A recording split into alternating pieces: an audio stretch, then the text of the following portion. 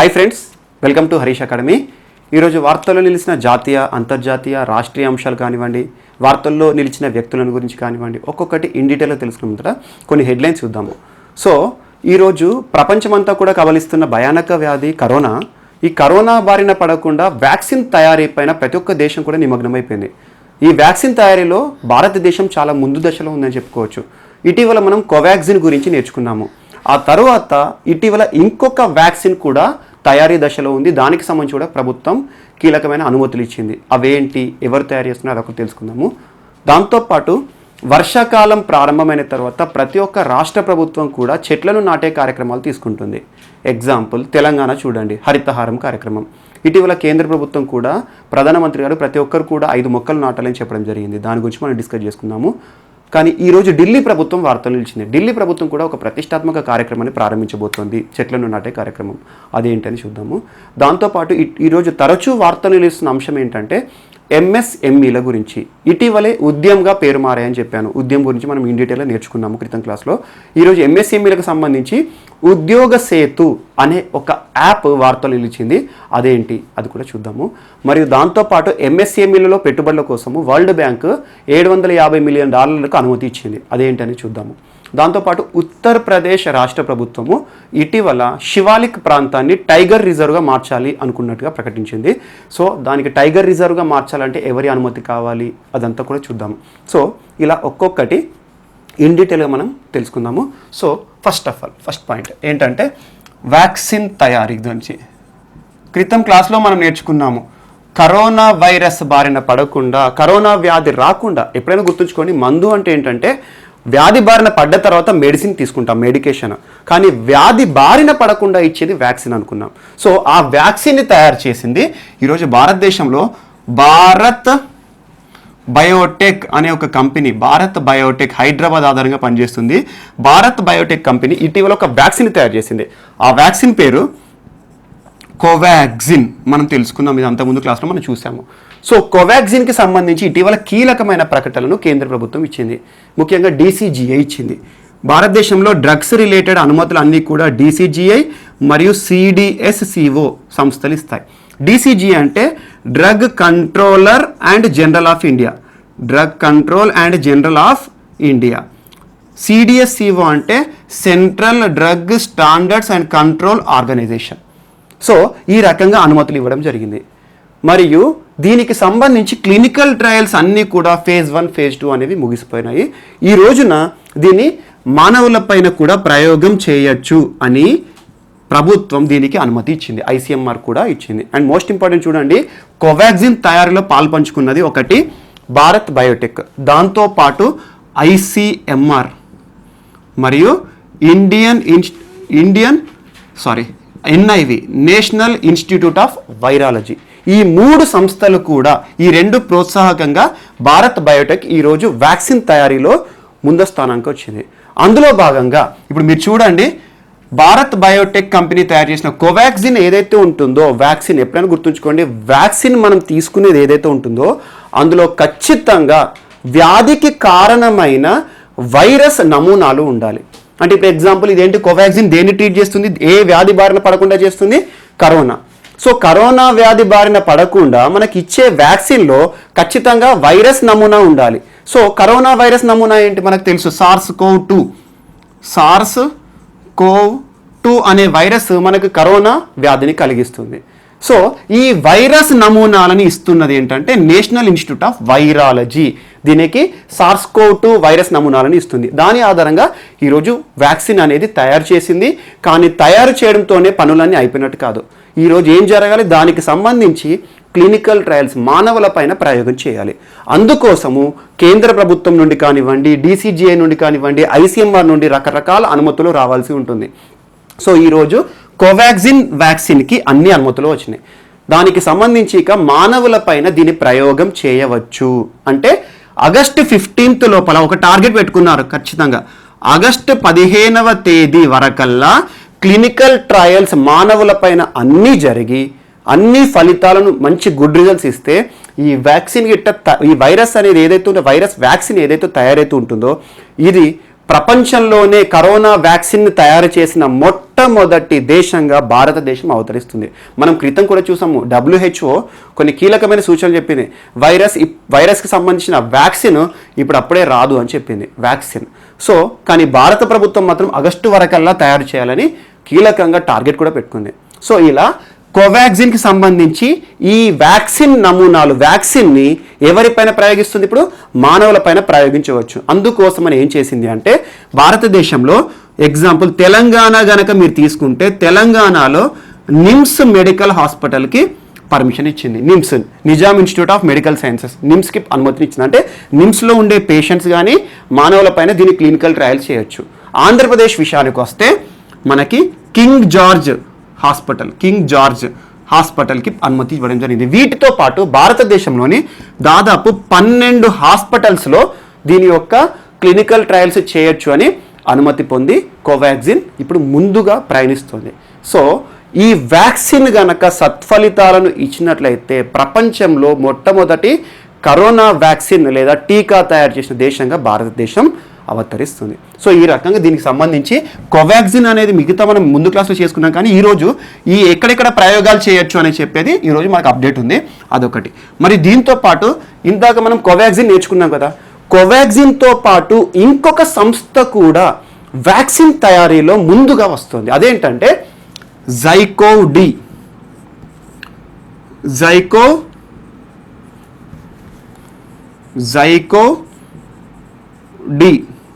అనే పేరుతో కరోనా వ్యాక్సిన్ని లేదా టీకాని తయారు చేస్తున్నాము అని చెప్పేసి ఒక ఫార్మా కంపెనీ ప్రకటించింది. అదేంటంటే జైడస్ కంపెనీ. నాకు తెలిసి జైడస్ ఫార్మా కంపెనీ చాలా పెద్ద కంపెనీ. అహ్మదాబాద్ ఆధారంగా జైకోవ్-డి అనే ఒక వ్యాక్సిన్ని, కరోనాకి సంబంధించిన వ్యాక్సిన్ని తయారు చేస్తున్నట్టుగా ప్రకటించింది. దీనికి కూడా ICMR మరియు DCGI పర్మిషన్లు అన్నీ కూడా వచ్చినాయి. ఇప్పుడు ఈ వ్యాక్సిన్ని కూడా మానవులపై ప్రయోగించడానికి మార్గం వచ్చింది. సో ఒక within the week Bharat Biotech company వార్తలు నిలిచింది కోవాక్సిన్తో, జైకోవ్-డితో జైడస్ కంపెనీ. చూడాలి ఈ 2 కంపెనీలలో ముందుగా ఏది దీని యొక్క ఫలితాలను రాబడుతుంది, అద్భుతంగా పనిచేసే వ్యాక్సిన్ తయారు చేసినట్టుగా ఏది నిలుస్తుందో చూడాలి. కానీ ఖచ్చితంగా భారత్ బయోటెక్ మాత్రం చాలా అడ్వాన్స్ స్టేజ్లో వెళ్ళిపోతుంది. సో ఇది ఈరోజు మనకు 2 కూడా వ్యాక్సిన్ రిలేటెడ్గా అప్డేట్ అనేది ఉంది. అండ్ నెక్స్ట్, ఇటీవల మనం వార్తలు చూసాము, క్రితం క్లాస్లో కూడా చూసాము, కాగ్ ఆఫీసు వార్తలు నిలిచింది అని చెప్పాను. Controller and auditor general of India. ఎందుకు నిలిచింది? కాగ్ ఆఫీస్లో ఇటీవల కేంద్ర పర్యావరణ శాఖ మంత్రి ప్రకాష్ జావదేకర్ గారు చెట్లు నాటి అర్బన్ ఫారెస్ట్కి శ్రీకారం చుట్టారు. అలా కాగ్ ఆఫీస్ అనే వార్తలు ఇచ్చింది. ఎందుకు అంటే ఢిల్లీలో ఎయిర్ క్వాలిటీ ఇండెక్స్ అనేది చాలా దారుణంగా ఉంది.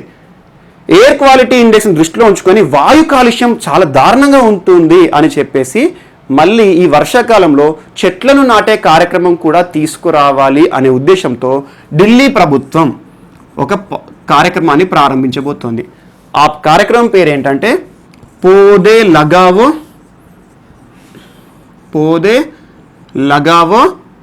పర్యావరణ్ బచావో. మోస్ట్ ఇంపార్టెంట్, పోదే లగావో అంటే ప్లాంట్ ట్రీస్, చెట్లను నాటండి అన్నట్టు పోదే లగావో అంటే. పర్యావరణ్ బచావో అంటే సేవ్ ఎన్విరాన్మెంట్, పర్యావరణాన్ని కాపాడాలి అనే ఒక పేరుతో ఇటీవల ఢిల్లీ పర్యావరణ శాఖ మంత్రి గోపాల్ రాయ్ చెప్పడం జరిగింది. పోదే లగావో పర్యావరణ బచావో పేరుతో ప్రారంభిస్తున్నాము. జూలై 10th నుండి జూలై 26th వరకు ఆల్మోస్ట్ 17 days 17 రోజుల పాటు ఢిల్లీ పరిసర ప్రాంతంలో, ఢిల్లీలో మొత్తం కూడా 31 లక్షల మొక్కలని నాటాలి అని టార్గెట్గా పెట్టుకున్నారు. అలా పర్యావరణాన్ని రక్షించాలి, చెట్లను నాటితేనే ఎయిర్ క్వాలిటీ అనేది పెరుగుతుంది, మనకు ముఖ్యంగా పరిశుభ్రమైన గాలి దక్కుతుంది అని చెప్పేసి వర్షాకాలం ప్రారంభమనే ప్రతి రాష్ట్ర ప్రభుత్వం కానీ కేంద్ర ప్రభుత్వం కానీ చెట్లను నాటే కార్యక్రమాలు ఎక్కువ తీసుకుంది. ఎందుకంటే ఇప్పుడు సాప్లింగ్ చిన్న చిన్న చెట్లు నాటితే ఈ వర్షానికి న్యాచురల్గా పెరుగుతాయనే ఉద్దేశంతో ఇలాంటి పథకాలు చేపడతాయి. అండ్ గుర్తుంచుకోండి, భారతదేశంలో అటవీ విస్తీర్ణాన్ని పెంచాలి, పర్యావరణం కాపాడాలి అనే నిబంధన ఆదేశిక సూత్రాల్లోని ఆర్టికల్ 48A ఉంది. సో ఇది ఈరోజు మనకి ఇంకొకటి అంశం వార్తలు నిలిచింది. అండ్ నెక్స్ట్, ఇటీవల ఉత్తరప్రదేశ్ ప్రభుత్వం ఉత్తరప్రదేశ్ ప్రభుత్వం ఒక కీలక ప్రకటన చేసింది. అదేంటంటే ఇప్పటి వరకు శివాలిక్ ఫారెస్ట్ అనేది ఒకటి ఉంటుంది ఉత్తరప్రదేశ్ ప్రాంతంలో. శివాలిక్ ఫారెస్ట్ని, శివాలిక్ అడవులని ఇకపై టైగర్ రిజర్వ్గా మారుస్తున్నట్టుగా చెప్పింది. టైగర్ రిజర్వ్ అంటే ఏంటి? పులుల సంరక్షణ కేంద్రంగా మారుస్తున్నట్టుగా చెప్పింది. ఇప్పటి వరకు ఉత్తరప్రదేశ్లో 3 టైగర్ రిజర్వ్లు ఉన్నాయి. 3. ఒకటి అమన్గఢ్లో ఉంది, 2 పిల్బిట్, 3 దూధ్వా టైగర్ రిజర్వ్. గుర్తుంచుకోండి, కాంపిటేటివ్ ఎగ్జామ్స్లో టైగర్ రిజర్వ్స్ గురించి కానివ్వండి, జూల గురించి కానివ్వండి, నేషనల్ జూస్ గురించి కానివ్వండి, వాటి గురించి ఖచ్చితంగా ఒక బిట్ పడుతుంది. జాగ్రఫీ పార్ట్ నుండి కానివ్వండి, జీకే నుండి కానివ్వండి. ఇప్పటి వరకు ఉత్తరప్రదేశ్లో అమన్గఢ్ టైగర్ రిజర్వ్ ఉంది, మరియు పిల్బిట్ టైగర్ రిజర్వ్ ఉంది, దాంతోపాటు దుధ్వా టైగర్ రిజర్వ్ ఉంది. ఈ మూడింటితో పాటు ఇప్పుడు 4వ టైగర్ రిజర్వ్గా శివాలిక్ ప్రాంతాన్ని, శివాలిక్ అడవులను మార్చుతున్నట్టుగా ఉత్తరప్రదేశ్ ప్రభుత్వం కేంద్ర ప్రభుత్వానికి లేఖ రాసింది. సో ఒక ప్రాంతాన్ని టైగర్ రిజర్వ్గా ప్రకటించాలి, చేయాలి అంటే ఇప్పటివరకు భారతదేశంలో దాదాపు ఆల్మోస్ట్ 50 టైగర్ రిజర్వ్స్ ఉన్నాయి. ఒక ప్రాంతాన్ని టైగర్ రిజర్వ్గా చేయాలంటే ముఖ్యంగా నేషనల్ టైగర్ కన్జర్వేటివ్ అథారిటీ, ఈ సంస్థను 2005లో భారత ప్రభుత్వం ఏర్పాటు చేసింది. 2005లో. So wildlife protection act 1972, wildlife protection act వన్యప్రాణి సంరక్షణ సవరణ చట్టం 2006 ఆధారంగా పులులని రక్షించాలి అని చెప్పేసి, ముఖ్యంగా వన్యప్రాణి సంరక్షణ చట్టం 1972 ఆధారంగా భారతదేశంలోని వన్యప్రాణులు అందరినీ కాపాడాలి అని చెప్పారు. అందులో ఇంకొకటి ప్రత్యేకంగా 1973లో భారత ప్రభుత్వం ప్రతిష్టాత్మకంగా ప్రాజెక్ట్ టైగర్ని తీసుకొచ్చింది. అంటే కేవలం పులులపైన ప్రత్యేకంగా ఫోకస్ చేస్తూ మనం సంరక్షించాలని చెప్పేసి ప్రాజెక్ట్ టైగర్ని కూడా తీసుకురావడం జరిగింది. అలా పులులను సంరక్షించాలి అనే ఉద్దేశంతో రకరకాల పథకాలు వస్తున్నాయి. సో ఇప్పుడు 3 గుర్తుంచుకోండి. Project tiger 1973, wild life protection act వన్యప్రాణి సంరక్షణ చట్టం 1972, మరియు national tiger conservative authority, NTCA అంటారు, 2005లో వచ్చింది. వీటి ఆధారంగా పులులను సంరక్షించాలంటే కేంద్ర ప్రభుత్వం మరియు నేషనల్ టైగర్ కన్జర్వేటివ్ అథారిటీ ఆధ్వర్యంలో అనుమతులు రావాల్సి ఉంటుంది.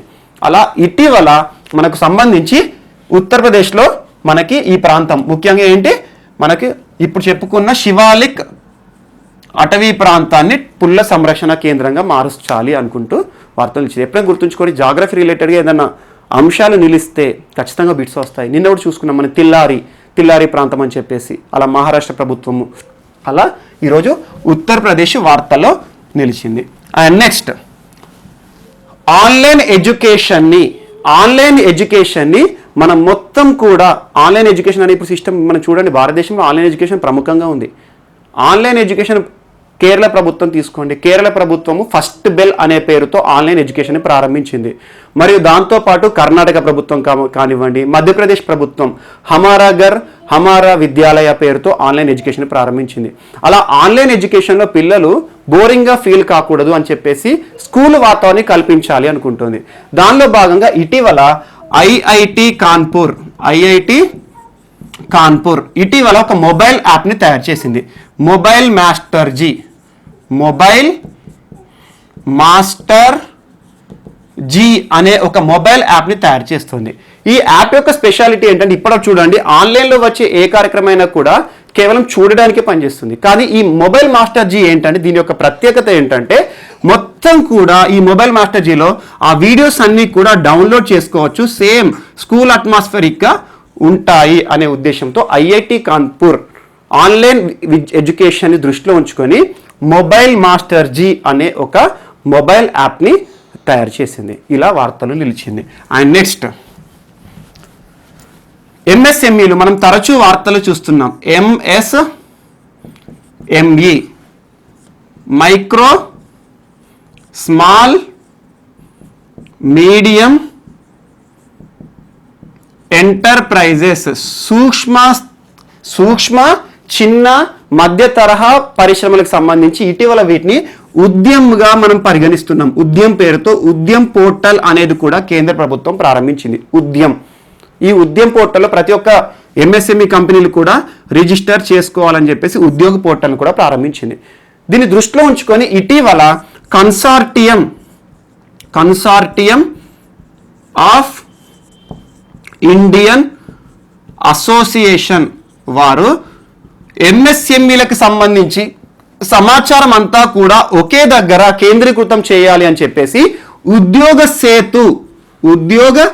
సేతు అనే ఒక యాప్ని రూపొందించాల్సిందిగా కేంద్ర ప్రభుత్వానికి చెప్పింది. ఉద్యోగ సేతు. సో అంతకుముందు చూసాము రోజ్గార్ సేతు అంటే ఉపాధిని గురించి కలిగించేది మధ్యప్రదేశ్ ప్రభుత్వం తయారు చేసింది. ఇప్పుడు ఎంఎస్ఎంఈలు అందరికీ కూడా ఏ ఎంఎస్ఎంఈ ఉంది, ఎంఎస్ఎంఈ యొక్క పేరు, దాని లొకేషన్ ఎక్కడ ఉంది, దాని టర్నోవర్ ఎంత ఉంది, అందులో ఎంతమంది ఎంప్లాయీస్ ఉన్నారు, ఈ డేటా అంతా కూడా భారతదేశంలో ఉన్న ఎంఎస్ఎంఈల డేటా అంతా కూడా ఒక ప్రాంతంలో సమీకరించాలి అనే ఉద్దేశంతో ఉద్యోగ సేతు అనే ఒక మొబైల్ అప్లికేషన్ని ప్రస్తావించింది. అదేంటంటే కన్సార్టియం ఆఫ్ ఇండియన్ అసోసియేషన్. ముఖ్యంగా ఇది ఏంటంటే ఇండియన్ ఇండస్ట్రియల్ అసోసియేషన్ అని కూడా ఇండస్ట్రీకి సంబంధించి సంరక్షణ కానివ్వండి, వాటికి సంబంధించిన రూల్స్ రెగ్యులేషన్స్ అన్ని కూడా పాస్టేట్ చేస్తాయి. అండ్ మోస్ట్ ఇంపార్టెంట్ దీనికి రిలేటెడ్గా ఒక చిన్న బిట్ ఏంటంటే ఇటీవల వరల్డ్ బ్యాంక్ 750 మిలియన్ల డాలర్లని 750 మిలియన్ డాలర్స్ని ఎంఎస్ఎంఈలకు పెట్టడానికి అప్రూవల్ చేసింది. అది కూడా ఒక బిట్ ఇక్కడ యాడ్ చేసుకోండి. వరల్డ్ బ్యాంక్ ఎంఎస్ఎంఈలను అభివృద్ధి చెందించాలి. ఎందుకంటే కోవిడ్-19 లాక్డౌన్ కారణంగా చాలా ఇండస్ట్రీస్ కూడా వారి యొక్క పనులు ఆగిపోయినాయి. వాటిని ముందస్తు దారిలో పెట్టాలి, వాటిని అభివృద్ధి చెందించాలి, వారికి ఎంతో కొంత ఆర్థిక సదుపాయం ఇవ్వాలి అని చెప్పేసి ఆత్మనిర్భర్ భారత్ అభియాన్లో భాగంగా భారత ప్రభుత్వం చేసింది. దానితో పాటు 750 మిలియన్ డాలర్ల రూపాయలని ఎంఎస్ఎంఈలకి వరల్డ్ బ్యాంక్ అప్రూవ్ చేసింది. ఇది కూడా ఈ ఎంఎస్ఎంఈలకి యాడ్ చేసుకోండి, ఉద్యోగ సేతు మరియు ఎంఎస్ఎంఈ. అండ్ నెక్స్ట్, ఇటీవల కేంద్ర ప్రభుత్వం ఆధ్వర్యంలో ఒక డ్రగ్ రిలేటెడ్ సమ్మిట్ జరిగింది, వర్చువల్ సమ్మిట్. ఆ సమ్మిట్ పేరు ఏంటంటే డ్రగ్ డిస్కవరీ హ్యాకథాన్ 2020 పేరిట ఒక వర్చువల్ సమ్మిట్ జరిగింది. ఇలాంటి ఒక సమ్మిట్ ఫస్ట్ టైం అని చెప్పుకోవచ్చు. ఈ సమ్మిట్ని ఎవరు ప్రారంభించారంటే కేంద్ర మానవ వనరుల శాఖ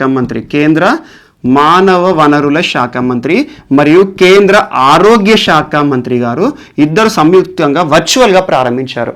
ఒకటి గుర్తుంచుకోండి, భారతదేశంలో విద్యకు సంబంధించి కానివ్వండి, ఆల్ ఇండియా ఎంట్రన్సెస్ గురించి కానివ్వండి, విద్యా విధానం గురించి కానివ్వండి, యువత గురించి కానివ్వండి, ఎక్కువగా కేంద్ర మానవ వనరుల శాఖ పర్యవేక్షణ చేస్తుంది. ప్రస్తుతం కేంద్ర మానవ వనరుల శాఖ మంత్రి రమేష్ పోఖ్రియాల్ నిశాంక్ గారు మరియు కేంద్ర ఆరోగ్య శాఖ మంత్రి, మనం తరచూ చూస్తున్నాం చూడండి, కరోనా కాలంలో లాక్డౌన్ కాలంలో అత్యధికంగా నిలిచిన మినిస్ట్రీ కేంద్ర ఆరోగ్య శాఖ మంత్రి హర్షవర్ధన్ గారు. ఈ ఇద్దరు కూడా వర్చువల్గా ఈ యొక్క సదస్సుని ప్రారంభించారు, ఒక సమ్మిట్ని. సో డ్రగ్ డిస్కవరీ హ్యాకథాన్ ఉద్దేశం ఏంటంటే మనం చూస్తున్నాం ప్రస్తుతం ప్రపంచమంతా కూడా రీసెర్చ్ అంతా కూడా ఒకటే విషయంలో జరుగుతుంది, కరోనాకి సంబంధించి వ్యాక్సిన్, కరోనాకి సంబంధించిన మందులను కనుగోలు కోసం. సో భారతదేశంలో కూడా కరోనా రిలేటెడ్ కోవిడ్-19ని దృష్టిలో ఉంచుకొని ఎలాంటి పరిశోధనలు జరుగుతున్నాయి, ఫార్మా రిలేటెడ్గా ఎలాంటి పురోగతి సాధిస్తున్నాము, యంగ్ సైంటిస్టులు ఎలా పనిచేస్తున్నారు, దానికి సంబంధించిన నిధులు కానివ్వండి, ఏ రకంగా ఉండాలి, దిశానిర్దేశం ఏ రకంగా చేయాలని చెప్పేసి టోటల్గా కూడా ఈ డ్రగ్ డిస్కవరీ హ్యాకథాన్ అనే ఒక వర్చువల్ సమ్మిట్ ద్వారా ఔత్సాహికులు ఎవరైతే ఉంటారో శాస్త్రవేత్తలు కానివ్వండి, ఫార్మసిస్టులు కానీ వీళ్ళందరూ కూడా చర్చించుకోవడానికి ఒక ప్లాట్ఫామ్గా దీన్ని ఏర్పాటు చేశారు. డ్రగ్ డిస్కవరీ హ్యాకథాన్ ఇద్దరు కేంద్ర మంత్రులు ప్రారంభించారు. ఇది ఒకటి వార్తలో నిలిచింది ఈ రోజున. సో ముఖ్యంగా ఒకటే ఉద్దేశం, ఇది దేనికోసం అంటే కోవిడ్-19కి సంబంధించిన రీసెర్చ్ల గురించి అవగాహన ఎలా ఉంది, పురోగతి వాటి విషయంలో. అండ్ నెక్స్ట్, ఈరోజు ఇంటర్నేషనల్ ఇష్యూస్లో మోస్ట్ ఇంపార్టెంట్ బోట్స్వానా దేశం వార్తలో నిలిచింది. బోట్స్వానా.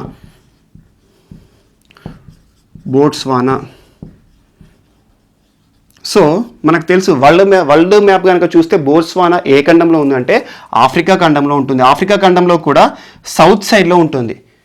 దీని కింద సౌత్ ఆఫ్రికా ఉంటుంది, నమీబియా, అంగోలా, జింబాబ్వే, ఈ ప్రాంతాల మధ్యలో ఒక ల్యాండ్ లాక్డ్ కంట్రీ. ఇటీవల అసలు బోట్స్వానా కంట్రీ ఎందుకు వార్తలు నిలిచింది, అది మోస్ట్ ఇంపార్టెంట్. మీరు చూడండి గూగుల్లో కూడా బోట్స్వానా BOTSWANA అని కొట్టండి. బోట్స్వానా పక్కన వెంటనే వచ్చే ఇంకొక పదం ఏంటంటే ఎలిఫెంట్ అనే పదం వస్తుంది. చూడండి మీరు, బోట్స్వానా ఎలిఫెంట్ అనేది ఫేమస్. ఎందుకంటే ప్రపంచంలో అత్యధికంగా ఏనుగులు బోట్స్వానాలో ఉంటాయి. దాదాపు 130,000 పైచిలుకు ఏనుగులు బోట్స్వానా దేశంలో ఉంటాయి. మరి అలాంటి బోట్స్వానా దేశము ఈ రోజు కూడా వార్తలు నిలిచిందంటే అదే ఏనుగుల విషయంలో నిలిచింది. కారణం ఏంటంటే బోట్స్వానాలో ఒక ప్రాంతం అదేంటంటే మీకు ఒకవాంగో రివర్, ఒకవాంగో డెల్టా ప్రాంతం, ఒకవాంగో అనే ఒక డెల్టా ప్రాంతంలో బోట్స్వానాలోని ఒకవాంగో అనే ఒక డెల్టా ప్రాంతం ఉంటుంది. ఆ డెల్టా ప్రాంతంలో మొత్తం ఏనుగులన్నీ కూడా చనిపోవడం చూస్తున్నాం. వరుసగా చనిపోతున్నాయి. రోజు కుప్పలు కుప్పలుగా ఏనుగులు చనిపోతున్నాయి.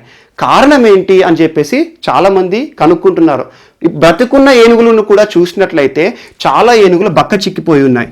చాలా సన్నగా ఉండి ఆకలితో అలమటిస్తూ నడవడం కూడా కష్టంగా ఉన్న ఏనుగులను గురించి ఇటీవల చాలామంది కనుగొన్నారు ఒక విషయాన్ని.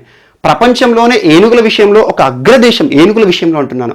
అలాంటి ఏనుగుల విషయంలో ఈరోజు బోట్స్వానా దేశం అనేది వార్తలు నిలిచింది. ఎందుకంటే అత్యధికంగా ఏనుగులు చనిపోతున్నాయి. దానికి సంబంధించిన కారణాలు ఏంటి, అసలు ఎందుకు ఏనుగులు చనిపోతున్నాయి, కారణం మాత్రం దొరకలేదు. ఎవరు చంపుతున్నారు? సింపుల్గా కొంతమంది ఏమనుకుంటారు, ఏనుగులకు సంబంధించి ఎందుకు చనిపోతున్నాయి అంటే పోచింగ్, అంటే ఎనిమల్ పోచింగ్ అంటే ఏంటంటే హంటింగ్ చేయడం కానివ్వండి, ఏనుగుని వాణిజ్య అవసరాల కోసం కానివ్వండి, ఒక జంతువుని వాణిజ్య అవసరాల కోసం పోచింగ్ చేస్తారు, అంటే వేటాడి చంపేస్తారు. కానీ ఇక్కడ ఎలాంటి పోచింగ్కి సంబంధించిన ఆనవాళ్ళు దొరకలేదు. అంటే వేటాడిన ఆనవాళ్ళు దొరకలేదు. న్యాచురల్గా చనిపోతున్నట్టు. ఎందుకంటే వేటాడినట్లే ఉండి ఒకవేళ ఏనుగును కనుక వేటాడి చంపినట్లయితే వాటి దంతాలు అనేవి ఏవైతే ఉంటాయో దంతాలు మాయమైపోవాలి. ఎక్కువగా ఏనుగులను వేటాడే కారణం ఏంటంటే దాని మాంసం కాదు, ఏది కాదు, ఏనుగు దంతాల కోసము వేటగాళ్ళు చంపేస్తారు. కమర్షియల్ లాభాలు బాగా ఉంటాయి. కానీ ఈ చనిపోయిన ఏనుగులకు దంతాలు కూడా నార్మల్గా ఉన్నాయి. సో ఆటోమేటిక్గా అసలు ఎందుకు చనిపోతున్నాయి, కారణం ఏంటి అని చెప్పేసి చాలామంది కూడా తలపట్టుకుంటున్నారు. బోట్స్వానా ఏనుగుల పరంగా చాలా ప్రసిద్ధి చెందిన దేశం. అది ఈరోజు వార్తలు నిలిచింది, ఏనుగులు చనిపోతున్నాయని చెప్పేసి. ఈ బోట్స్వానా దేశంలో ఒకవాంగో అనే డెల్టా, ముఖ్యంగా ఇది ఏంటంటే కలహరి డిజర్ట్ కానివ్వండి, కవాంగో రివర్ బేసిన్లో ఉంటుంది. కవాంగో రివర్ బేసిన్లో ఉంటుంది. ఇదంతా కూడా మాషీల్యాండ్. ఇటీవల ఏనుగులు ఎక్కువగా ఈ ఒకవాంగో అనే డెల్టా ప్రాంతంలో చనిపోవడం చూడడం జరిగింది. ఈ ఒకవాంగో ఈ మార్షీల్యాండ్లో ఎక్కువగా మన ఎండేంజర్డ్ స్పీసీస్ చూస్తాము. చీతా కానివ్వండి, వైట్ రైనోసెరస్ కానివ్వండి, బ్లాక్ రైనోసెరస్ కానివ్వండి, వైల్డ్ డాగ్, లయన్స్, ఈ ఏనుగులు ఎక్కువగా ఈ ప్రాంతంలో ఒకవాంగో డెల్టా ఎక్కువగా జంతువుల పరంగా ఒక సంపద అనుకోవచ్చు. కానీ ఆ జంతువుల పరంగా ఏనుగులు ఎక్కువగా ఉండే ఆ ప్రాంతంలోనే ఇటీవల ఏనుగులు చనిపోవడం చాలా దారుణమైన పరిస్థితి అని చెప్పేసి ప్రపంచమంతా కూడా చూస్తుంది. సో ఇలాంటి ప్రశ్నలు కూడా అడుగుతారు. ఎందుకంటే ప్రస్తుతం ఒక దేశం ఏనుగుల పరంగా ప్రసిద్ధి చెందిన ఒక దేశంలో ఏనుగులు చనిపోతున్నట్టుగా వార్తలు నిలిచాయి. అది ఏ దేశం, ఏ ఖండంలో ఉంటుంది, దాని సమీప దేశాలు ఏమేమి ఉంటాయి, జింబాబ్వే, నమీబియా, అంగోలా కానివ్వండి, ఇలాంటి దేశాల గురించి చూసుకోండి కామన్. ఎందుకంటే కొన్ని వరల్డ్ మ్యాప్ దగ్గర పెట్టుకొని చూస్తే ఇలాంటిది కొంచెం అవేర్నెస్ వస్తుంది. ఇది ల్యాండ్ లాక్డ్ కంట్రీ. సో ఇదొకటి వార్తలు నిలిచింది. అండ్ నెక్స్ట్, ఇటీవల వరల్డ్ విషయానికి వస్తే ధర్మచక్ర డే అనే ఒక డే వార్తలు నిలిచింది. ధర్మచక్ర డే జూలై 4న కేంద్ర సాంస్కృతిక శాఖ మంత్రి పర్యవేక్షణలో మరియు ఇంటర్నేషనల్ బుద్ధిస్ట్ కన్ఫెడరేషన్, ఐబిసి అంటారు. ఇంటర్నేషనల్ బుద్ధిస్ట్ కన్ఫెడరేషన్ అంటే ఏంటంటే బుద్ధునికి సంబంధించిన సాంస్కృతిక కార్యక్రమాలు కానివ్వండి, బుద్ధునికి సంబంధించిన పండుగలు కానివ్వండి, బుద్ధునికి సంబంధించిన ఎలాంటి అంశాలైనా కూడా ఇంటర్నేషనల్ బుద్ధిస్ట్ కాన్ఫెడరేషన్ వాళ్ళు ముందుండి నడిపిస్తారు. సో దాంతోపాటు యూనియన్ కల్చర్ మినిస్ట్రీ, కేంద్ర కల్చర్ మినిస్ట్రీ వారు సంయుక్తంగా ఈ ధర్మచక్ర డేని జూలై 4న సెలబ్రేట్ చేస్తున్నట్టుగా ప్రకటించడం జరిగింది. ధర్మచక్ర డే మనకు తెలుసు. ధర్మచక్ర పరివర్తన అనేది స్పోక్స్ ఉంటాయి మనకు బుద్ధునికి సంబంధించి. మరి ఏ రోజున జరుపుతారు దీన్ని అంటే ఆషాఢ పౌర్ణమి రోజున. మీకు ఎగ్జామ్లో ఎలాంటి బిట్ అడుగుతారు ఇక్కడ అంటే ధర్మచక్ర డే అనేది బుద్ధునికి సంబంధించి ఒక ముఖ్యమైన డే. అది ఏ రోజున జరిపిస్తారు, వైశాఖ, ఆషాఢ అలాంటి ఇస్తారు. ఆషాఢ పౌర్ణిమ రోజున ధర్మచక్ర డేగా సెలబ్రేట్ చేస్తారు. మీరు చూడండి, పౌర్ణమి ఫుల్ మూన్ అనేది బుద్ధునికి సంబంధించి బుద్ధిజంలో మోస్ట్ ఇంపార్టెంట్ పౌర్ణమి. ఎందుకంటే బుద్ధుని యొక్క జీవిత చక్రంలో 5 దశలు ఇంపార్టెంట్. ఆ 5లో 3 దశలు కూడా బుద్ధునికి పౌర్ణమి రోజునే జరిగినాయి. ఒకటి బుద్ధుని యొక్క జననం లుంబినిలో పౌర్ణమి రోజున జరిగింది. ఒకటి ఎన్లైటన్మెంట్ అంటే జ్ఞానోదయం, సంబోధి అంటాము, సంబోధి లాస్ట్ బుద్ధుని యొక్క మరణం. బుద్ధుని జీవితంలో ఈ 3 అంశాలు కూడా పౌర్ణమి రోజునే జరిగినాయి. అందుకోసమని పౌర్ణమిని బుద్ధిజం ఫాలో అయ్యే వాళ్ళు ఎవరైనా కూడా అద్భుతంగా ట్రీట్ చేస్తారు. పౌర్ణమిని ఒక పవిత్రమైన డేగా సెలబ్రేట్ చేస్తారు. అలా ఆషాఢంలో వచ్చే పౌర్ణమిని ధర్మచక్ర డేగా ప్రపంచమంతా కూడా సెలబ్రేట్ చేస్తుంది. ఒక్కొక్క దేశంలో ఒక్కొక్క పేరు. ఎగ్జాంపుల్ శ్రీలంక ఉందనుకోండి. శ్రీలంకలో దీనికి సంబంధించి ఎసలపోయ అని శ్రీలంకలో జరుపుతారు. మరియు ఆసాన్హ బుచ్చా అని థాయిలాండ్లో జరుపుతారు. ఎసలపోయ అని ధర్మచక్ర డేని ఏ దేశంలో జరుపుతారంటారు? శ్రీలంక. ఆసాన బుచ్చా అనే పేరుతో ఎక్కడ జరుపుతారు అంటారు? అది మనకి థాయిలాండ్లో జరుగుతారు. ఈ రకంగా బుద్ధునికి సంబంధించి ధర్మచక్ర డేని బుద్ధిజం అనుసరించే వాళ్ళు ప్రపంచంలో ఎక్కడ ఉన్నా కూడా పరిపూర్ణంగా చాలా శుద్ధితో జరుపుకుంటారు. సో ఎందుకంటే బుద్ధుని జీవితంలో పౌర్ణమి అనేది మోస్ట్ ఇంపార్టెంట్. అండ్ ఇంకోటి చూడండి, గడిచిన నెల మనం ఈ కరెంట్ అఫైర్స్ అని చూస్తే మే 7వ తేదీని మీరు చూడండి. ఎగ్జాంపుల్, మే 7వ తేదీన వెసాక్ డే అనే ఒక డేని సెలబ్రేట్ చేసుకున్నాం మనం. వెసాక్ డే లేదా బుద్ధా డే అంటాము. వెసాక్ డే బుద్ధునికి సంబంధించి వెసాక్ డే ఏ రోజున వస్తుంది? అది కూడా పౌర్ణమి. ఎందుకంటే బుద్ధునికి సంబంధించి ఒక సింపుల్ డ్యామ్ షూర్ ఒక బిట్టు గుర్తుంచుకోండి. బుద్ధునికి సంబంధించి ఏదైనా కూడా పౌర్ణమి రోజున మనకు వార్తలు తెలుస్తాయి. ఒకటి ఆషాఢ పౌర్ణమి రోజునేమో ధర్మచక్ర డే. 2 బుద్ధునికి సంబంధించి వెసాక్ డే లేదా దాన్ని బుద్ధా డే అంటాము. బుద్ధా డే వేరు, ధర్మచక్ర డే వేరు. బుద్ధా డే అంటే బుద్ధుని జననానికి సంబంధించింది. వెసాక్ డే అది ఎప్పుడు జరుగుతుంది? అది కూడా పౌర్ణమి. ఏ మాసం అంటే వైశాఖ మాసం. వైశాఖ మాసంలో వచ్చే పౌర్ణమిని మనం ఈ బుద్ధా డేగా లేదా వెసాక్ డేగా సెలబ్రేట్ చేస్తాం. అది కూడా మనకు మే 7న వచ్చింది. ఈసారి వచ్చిన ఆషాఢ మాసం సంబంధించి ఆషాఢ పౌర్ణిమ రోజున మనకి ధర్మచక్ర డేగా కేంద్ర ప్రభుత్వం గుర్తించింది. కల్చర్ మినిస్ట్రీ మరియు ఇంటర్నేషనల్ బుద్ధిస్ట్ కాన్ఫెడరేషన్ వాళ్ళు సంయుక్తంగా దీన్ని జరుపుతున్నట్టుగా ప్రకటించారు. సో జూలై 4న ఇది ఒకటి ఇంపార్టెంట్. కల్చర్లో భాగంగా, హిస్టరీలో భాగంగా దీన్ని ఖచ్చితంగా అడుగుతారు.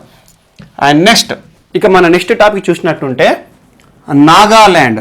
ఇటీవల నాగాల్యాండ్ రాష్ట్ర ప్రభుత్వం సంబంధించి రెగ్యులర్గా వార్తలు నిలుస్తుంది. నాగాల్యాండ్ రాష్ట్రం చూడండి, ఈశాన్య రాష్ట్రంలో ఉన్న 7 సిస్టర్స్లో ఒకటైన నాగాల్యాండ్ గురించి తరచూ వార్తలు మనం చూస్తూ ఉన్నాము. ఇటీవల మనం జూన్ 28 రోజున ఒక వీడియోలో చెప్పుకున్నాము. నాగాల్యాండ్ గవర్నరు ఆర్ఎన్ రవి గారు ఆ రాష్ట్ర ముఖ్యమంత్రి నెఫ్యూ రియోకి ఒక లెటర్ రాశారు. నాగాల్యాండ్లో శాంతి భద్రతల సమస్య అనేది ఏర్పడుతోంది. ఆర్మ్డ్ రెబెలియన్స్ నాగాల్యాండ్ రాష్ట్రాన్ని రూల్ చేస్తున్నారు, దీనికి సంబంధించిన చర్యలు తీసుకోండి అని గవర్నర్కి ఇవ్వబడిన ప్రత్యేకమైన అధికారాల ద్వారా రాశారు. ఎందుకంటే భారతదేశంలో కొన్ని రాష్ట్రాలకు ప్రత్యేక రక్షణలు ఇచ్చారు. ఎగ్జాంపుల్, నాగాల్యాండ్కి ఆర్టికల్ 371A కింద ప్రత్యేకంగా కొన్ని అధికారాలు ఇచ్చారు. అలా ముఖ్యమంత్రితో పాటు గవర్నర్కి కూడా కొన్ని అధికారాలు ఉంటాయి. ఆర్టికల్ 371A 1B ఆధారంగా గవర్నర్కి ప్రత్యేక అధికారులు ఉంటాయి. ఇదంతా కూడా మనం డిస్కస్ చేసుకుంటాము జూన్ 28 రోజున. అలా నాగాల్యాండ్ సంబంధించి ఆ ప్రకటన చేసిన తర్వాత గవర్నర్ ముఖ్యమంత్రికి లేఖ రాసిన తర్వాత with in the span of 2 to 3 డేస్లోనే కేంద్ర ప్రభుత్వం నాగాల్యాండ్ని ఒక కల్లోలిత ప్రాంతంగా ప్రకటించింది. కల్లోలిత ప్రాంతం అంటే ఏంటంటే డిస్టర్బ్డ్ ఏరియా, మొత్తం శాంతి భద్రతల సమస్య ఏర్పడుతోంది నాగాల్యాండ్లో. దీనికి సంబంధించి కేంద్రం కొన్ని ఆంక్షలు విధిస్తుంది అని చెప్పి చూసాము. అలా 6 నెలల పాటు నాగాల్యాండ్ని కల్లోలిత ప్రాంతంగా కేంద్ర ప్రభుత్వం ఒక జీవో రిలీజ్ చేసింది. అలా ఒక వార్త నిలిచింది. మరియు ఇంకొక అంశం, నాగాల్యాండ్ విషయానికి వస్తే నాగాల్యాండ్ ప్రజలు ఎక్కువగా మీరు చూడండి, కుక్క మాంసం అనేది ఫేమస్ నాగాల్యాండ్లో. కుక్క మాంసం, డాగ్ మీట్ అంటారు. కుక్క మాంసాన్ని ఈశాన్య రాష్ట్రాల్లో నాగాల్యాండ్ వారు కానివ్వండి, అస్సాం వారు కానివ్వండి తీసుకుంటారు, తింటారు. మన దగ్గర ఏదైతే నార్మల్గా ఫుడ్ ఉంటుందో చికెన్, మటన్ లాగానే నాగాల్యాండ్ పీపుల్ కుక్క మాంసాన్ని తీసుకుంటారు. సో కుక్క మాంసం విషయంలో ఇటీవల నాగాల్యాండ్ ప్రభుత్వం, ఈరోజు కరెంట్ అఫైర్స్ ఇవన్నీ, నాగాల్యాండ్ ప్రభుత్వము ఒక ఆంక్షలు విధించింది. అదేంటంటే కుక్క మాంసాన్ని నాగాల్యాండ్ రాష్ట్రానికి నుండి ఎగుమతులు కానీ దిగుమతులు కానీ ఈ మాంసం యొక్క విక్రయాలన్నింటినీ కూడా నిషేధిస్తున్నట్టు ఒక జీవో తీసింది. అలా ఎనిమల్కి సంబంధించి ప్రొటెక్టివ్ ఆర్గనైజేషన్స్ ఏవైతే ఉంటాయో, వన్యప్రాణులకు సంబంధించి కానివ్వండి, జంతు సంరక్షణ కొన్ని కేంద్రాలు ఉంటాయి, వారందరి అభ్యర్థన మేరకి నాగాల్యాండ్ ప్రభుత్వము కుక్క మాంసాన్ని ఇకపైన మార్కెట్లో విక్రయించకూడదు, ఎగుమతులు చేయకూడదు, దిగుమతులు చేయకూడదు. అంటే మీరు చూడండి, నాగాల్యాండ్ నుండి చాలా వరకు కుక్క మాంసము వేరే దేశాలకు కూడా ఎగుమతి అవుతుంది. సో అంతటి ప్రాధాన్యం నాగాల్యాండ్లో కుక్క మాంసానికి ఉంటుంది. అంతేందుకు మీరు ఎలక్షన్ టైంలో చూడండి, మన దగ్గర ఎన్నికల సిబ్బంది ఎలక్షన్ జరుగుతున్నప్పుడు చాలా వరకు నాగాల్యాండ్ నుండి రక్షణ దళాలు అన్నీ కూడా ఫోర్సెస్ అన్నీ కూడా మన రాష్ట్రంలో ఎలక్షన్ డ్యూటీలు చేస్తాయి. అక్కడ ఈశాన్య రాష్ట్రాల నుండి వచ్చిన పోలీస్ అధికారులు ఎవరైతే ఉంటారో వారు ఇక్కడ ప్రాంతాల్లో మన తెలుగు రాష్ట్రాల్లో కుక్క మాంసం తిన్న ఆనవాళ్ళు కూడా ఉన్నాయి. చాలా వరకు మనం పేపర్లో కూడా చదివాము, ఇక్కడికి వచ్చిన ఈశాన్య రాష్ట్ర పోలీసులు ఇక్కడ కుక్క మాంసం తిన్నారని. సో ఇలాంటి కుక్క మాంసం విషయం కూడా ఈరోజు వార్త నిలిచింది. నాగాలాండ్లో కుక్క మాంసం యొక్క విక్రయాలని నిషేధిస్తున్నట్టుగా ఆ రాష్ట్ర ప్రభుత్వం చెప్పింది. ఇదొక అంశం ఈరోజు మనకి వార్తలు నిలిచింది. అండ్ ఇంకొకటి, నాగాలాండ్కి సంబంధించి ఇంకొక అంశం కూడా ఈరోజు వార్తలు నిలిచింది. అదేంటంటే నాగాలాండ్లో ఒక డిస్టిక్ మాన్ అనే ఒక డిస్టిక్కి ఇటీవల 65వ స్కాచ్ అవార్డులో స్కాచ్ 65th అవార్డ్స్ ఏవైతే ఉంటాయో అందులో నాగాలాండ్లోని మాన్ డిస్టిక్ అడ్మినిస్ట్రేషన్ మాన్ జిల్లాకి 3 స్కాచ్ పురస్కారాలు కూడా పొందినాయి. స్కాచ్ పురస్కారాలు పొందిన జిల్లాగా నాగాలాండ్ నుండి వార్తలు. చాలా నాగాలాండ్ సంబంధించి 3 వార్తలు ఇంపార్టెంట్ ఈరోజు, అదొకటి. అండ్ నెక్స్ట్ దీని తర్వాత ఈరోజు ఈశాన్య రాష్ట్రమైన ఇంకొక రాష్ట్రం మిజోరాం ఎందుకు వార్తలు నిలిచిందంటే మిజోరాం యొక్క మాజీ అసెంబ్లీ స్పీకర్ ఉపరోకం లోవా అనే ఒక మాజీ స్పీకర్, ఎందుకంటే నాగాలాండ్ గురించి చర్చించుకున్నాం కాబట్టి ఈశాన్య రాష్ట్రం, ఇంకొక ఈశాన్య రాష్ట్రం కూడా వార్తలు నిలిచింది. అదేంటంటే పర్సన్స్ ఇన్ ద న్యూస్ కేటగిరీలో నిలిచింది. దానికి సంబంధించి మాజీ అసెంబ్లీ స్పీకర్, మిజోరాం యొక్క మాజీ అసెంబ్లీ స్పీకర్ ఉపరోకం లోవా అనే ఒక వ్యక్తి చనిపోయాడు ఇటీవల. అది కూడా important, persons in the news, ఎందుకంటే డెత్ విషయంలో వస్తుంది. సో మరణాల్లో ఈ టాపిక్ ఒకటి ఇంపార్టెంట్. అండ్ నెక్స్ట్ ఇంకొకటి, డిఫెన్స్ అక్విజిషన్ కౌన్సిల్. డిఫెన్స్ అంటే ఏంటంటే రక్షణ కొనుగోలులకు సంబంధించిన ఒక మండలి. భారతదేశంలో డిఫెన్స్ ఎక్విప్మెంట్స్ ఏవి కొనాలన్నా, ఏవి ఎగుమతులు దిగుమతులు జరగాలన్నా మన భారతదేశానికి సంబంధించిన రక్షణ సామగ్రిని మన భారతదేశంలో తయారు చేసేవి కొన్ని ఉంటే defence research development organisation DRDO కొన్నిటి తయారు చేస్తుంది. దాంతోపాటు మన భారతదేశంలో రక్షణకు సంబంధించిన కొన్ని ఎయిర్ క్రాఫ్ట్లు కానివ్వండి, లేదంటే యుద్ధ విమానాలు కానివ్వండి, లేదంటే మనకు యుద్ధ ట్యాంకులు కానివ్వండి, ఇలాంటివి కొన్ని వేరే దేశాల నుండి దిగుమతి చేసుకుంటున్నాం. అమెరికా నుండి, రష్యా నుండి, ఫ్రాన్స్ నుండి. మీరు చూడండి రఫేల్ అని చెప్పేసి వార్తలు వింటూ ఉంటాం. అలా కొన్ని మన అవసరాలు అయితే వేరే దేశాల నుండి కూడా ఇంపోర్ట్ చేసుకుంటాం. ఇటీవల ఆ ఇంపోర్ట్స్ భారతదేశానికి సంబంధించి రక్షణ సామాగ్రిని వేరే దేశం నుండి దిగుమతి చేసుకోవాలన్నా మరియు మన దేశంలో తయారు చేయాలన్నా కూడా రక్షణ విషయంలో తుపాకుల విషయం నుండి యుద్ధ ట్యాంకుల వరకు ప్రతి ఒక్కటి కూడా అనుమతినిచ్చే సంస్థ డిఫెన్స్ అక్విజిషన్ కౌన్సిల్. భారతదేశంలో రక్షణకు సంబంధించిన అనుమతులన్నీ కూడా డిఫెన్స్ అక్విజిషన్ కౌన్సిల్ అనే సంస్థ నుండి రావాలి. ఇటీవల ఈ సంస్థ దాదాపు 38,900 కోట్ల రూపాయలని అప్రూవ్ చేసింది. ఎందుకంటే ఇటీవల మనం చూసాము victory day celebrations, victory day parade, victory విజయోత్సవ సంబరాలు, 75 వసంతాల సంబరాలు రష్యాలో జరిగాయన్నాను. దానికి సంబంధించి భారతదేశ సైన్యం కూడా వారి యొక్క విక్టరీ డే సెలబ్రేషన్లో పార్టిసిపేట్ చేశాయి. మరియు భారతదేశానికి సంబంధించి రక్షణ శాఖ మంత్రి రాజ్నాథ్ సింగ్ గారు కూడా ఈ విక్టరీ డే సెలబ్రేషన్స్లో పాల్గొన్నారు. సో అక్కడ వారి యొక్క డిఫెన్స్ మినిస్టర్తో మాట్లాడడం, కొన్ని డీలింగ్స్ చేసుకోవడం, మన భారతదేశానికి కావాల్సిన రక్షణ సామాగ్రిని రష్యా నుండి దిగుమతి చేసుకోవడానికి కొన్ని చర్చలు జరిగినాయి.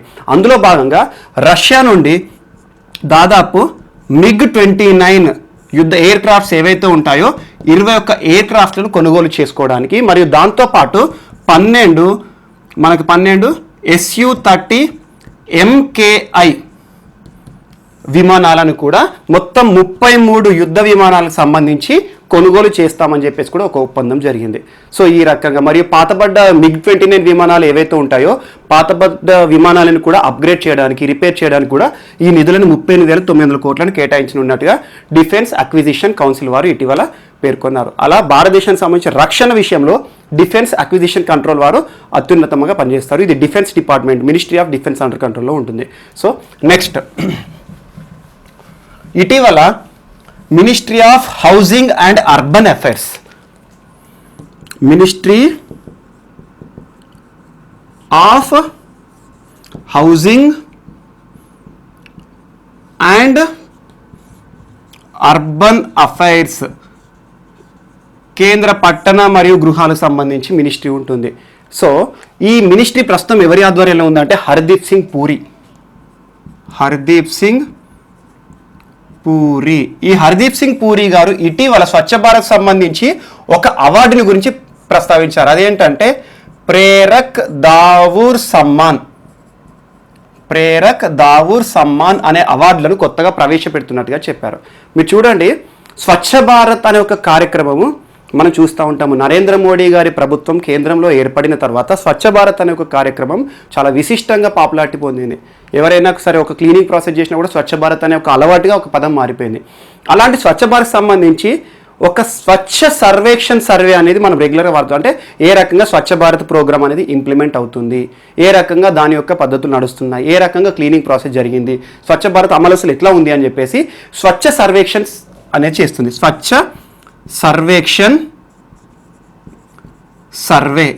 అలా ఈ ఇయర్ 6th ఎడిషన్ కింద స్వచ్ఛ సర్వేక్షణ్ సర్వే అనేది ప్రారంభమైంది.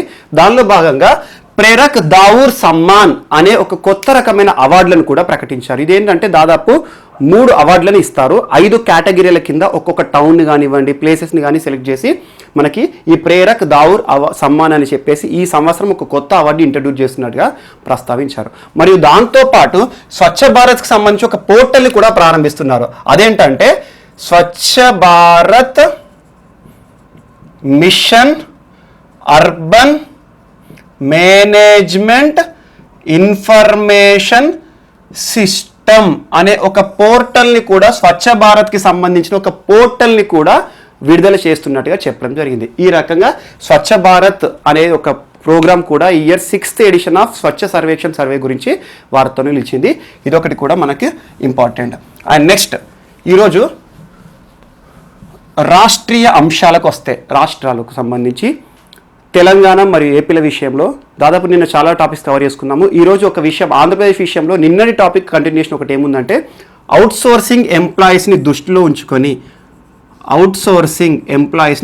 ఉంచుకొని ఆంధ్ర ప్రభుత్వము అవుట్సోర్సింగ్ సర్వీసెస్ కార్పొరేషన్ అనే ఒక కార్పొరేషన్ని ఏర్పాటు చేస్తున్నట్టుగా విధి విధానాలు చేస్తున్నట్టుగా చెప్పుకున్నాం. ఈరోజు దానికి ఒక కార్యవర్గం అనేది వచ్చింది. ఏ పేరుతో అంటే APCOS, Andhra Pradesh corporation for outsourced services అనే ఒక ఆప్కోస్ సంస్థను ఏర్పాటు చేసినట్టుగా వైఎస్ జగన్మోహన్ రెడ్డి ప్రభుత్వం చెప్పింది, ఏర్పాటు చేసింది. సో ఇది దేనికోసం అంటే రాష్ట్రంలో అవుట్సోర్సింగ్ నియామకాలు ఏవైతే ఉంటాయో అవుట్సోర్సింగ్ నియామకాలని ట్రాన్స్పరెన్సీ ఆధారంగా చేపట్టాలి. అవినీతికి లేకుండా, అవినీతికి అమ్ముడుపోకుండా, పోస్టులు జాబులు ఏవి కూడా అవినీతికి అమ్ముడుపోవద్దు అనే ఉద్దేశంతో అవినీతిని అంతమొందించాలి నియామకాల విషయంలో అని చెప్పేసి ఆప్కోస్ అనే ఒక సెంటర్ని, ఆప్కోస్ అనే ఒక కార్పొరేషన్ని ఆంధ్రప్రదేశ్ ప్రభుత్వం ఏర్పాటు చేసింది. అలా ఈఎస్ఐని రెగ్యులరైజ్ చేయడము మరియు ఈపీఎఫ్ని రెగ్యులరైజ్ చేయడము, అవినీతి లేకుండా ఈ సర్వీసెస్ ఇవ్వాలని చెప్పారు. ఎంప్లాయీస్ స్టేట్ ఇన్సూరెన్స్, ఈఎస్ఐ అంటే ఎంప్లాయీస్ ప్రావిడెంట్ ఫండ్. అలా ఆప్కోస్ అనే ఒక కార్పొరేషన్ని ఏర్పాటు చేసినట్టుగా ఆంధ్రప్రదేశ్ ప్రభుత్వం చెప్పింది. ఎవరి కోసం నియమించబడింది ఇది అంటే అవుట్సోర్సింగ్ ఎంప్లాయ్మెంట్ని రిక్రూట్ చేయడానికి. ఇప్పటివరకు అవుట్సోర్సింగ్ ఎంప్లాయీస్ని కొన్ని సంస్థలు చేపట్టాయి. అవన్నీ కూడా ఇప్పుడు ఒక అపెక్స్ బాడీ కిందకి వస్తాయి, ఆప్కోస్ కిందకి. సో ఇది ఒకటి. అండ్ ఇక్కడ ఇంకొకటి, ఆప్కో వేరు, ఆప్కోస్ వేరు. అభ్యర్థులు గుర్తుంచుకోండి, రెండు కన్ఫ్యూజ్ అవ్వకండి. APCO is different, APCOS is different. APCO అంటే చేనేతకు సంబంధించి మార్కెటింగ్ సౌకర్యం ఆప్కో, ఇది ఆప్కోస్. ఓకే. నెక్స్ట్ తెలంగాణ విషయానికి వస్తే ఒక అంశం ఏంటంటే ఎస్సీ ఎస్టీలను దృష్టిలో ఉంచుకొని వారికి సంబంధించి ప్రత్యేక కమిషన్స్ ఉంటాయి. కేంద్ర ప్రభుత్వంలో ఉంటాయి మరియు రాష్ట్రాల్లో ఉంటాయి. రాజ్యాంగబద్ధ సంస్థలు ఉంటాయి ఆర్టికల్ 338 కింద. So SC commission, ST commission అని చెప్పేసి మనం తరచూ చదువుకుంటూ ఉంటాము. రాష్ట్రాల్లో ఎస్సీ ఎస్టీల యొక్క హక్కులను కాపాడడానికి రాష్ట్ర ఎస్సీ ఎస్టీ కమిషన్ అనేది ఉంటుంది. అలా తెలంగాణ రాష్ట్ర ఎస్సీ ఎస్టీ కమిషన్ ఈ రోజున ఈ ఆఫీస్ అనే ఒక కొత్త పనికి స్వీకారం చుట్టింది. ఈ ఆఫీస్ అంటే ఏంటి? ఎస్సీ ఎస్టీ ఎవరి సంరక్షణ భాగంలో ఉంటుంది? ఎస్సీ ఎస్టీలకు సంబంధించిన హక్కులను కాపాడడానికి, వారిపైన ఏమైనా ఆకృత్యాలు జరిగినా కూడా ఫిర్యాదులను తీసుకుంటుంది. ఆ ఫిర్యాదులను తీసుకొని ఎంక్వైరీ చేస్తుంది క్వాజీ జ్యుడిషియల్ ఫంక్షన్ కింద. సో ఈ రకంగా ఈ కరోనా పరిస్థితుల్లో ప్రతి ఒక్కరు కూడా ఎస్సీ ఎస్టీ పైన దాడుల విషయంలో ప్రతిసారి హైదరాబాద్కి వెళ్ళడము, ఈ కమిషన్కి వెళ్ళడము, ట్రాన్స్పోర్టేషన్ ప్రాబ్లం ఉంది. ఈ కరోనా విషయంలో బయటికి పోవడం పరిస్థితి కష్టంగా ఉందని చెప్పేసి అసలు ఎలా ఉంటుంది? కానీ ఎస్సీ ఎస్టీల పైన జరుగుతున్న దాడులను దృష్టిలో ఉంచుకొని వారికి సర్వీసెస్ మాత్రం ఇవ్వాలి అనే ఉద్దేశంతో ఈ ఆఫీస్ అనే ఒక పేరుతో ఒక పోర్టల్ని ప్రారంభించింది. అంటే ఏంటంటే ఇక అక్కడి వరకు పోవాల్సిన అవసరం లేదు. మన కాంప్లైంట్స్ కానీ, మన రక్షణలు కానీ, హక్కులు కానీ ఏమున్నా కూడా ఈ రాష్ట్ర ఎస్సీ ఎస్టీ కమిషన్ విషయంలో ఆన్లైన్లో మనం సబ్మిట్ చేస్తే చాలు. అలా ఈ ఆఫీస్ అనేది కూడా ఈరోజు వార్తల్లో నిలిచింది. అండ్ నెక్స్ట్ ఈరోజు వార్తల్లో నిలిచిన మోస్ట్ ఇంపార్టెంట్ వ్యక్తుల గురించి చూస్తే ఫస్ట్ జీన్ క్యాస్టెక్స్. ఎవరు అంటే ఫ్రాన్స్ ప్రధానిగా ప్రమాణ స్వీకారం చేశారు. ఎవరి ప్లేస్లో అంటే ఎడ్వర్డ్ ఫిలిప్స్.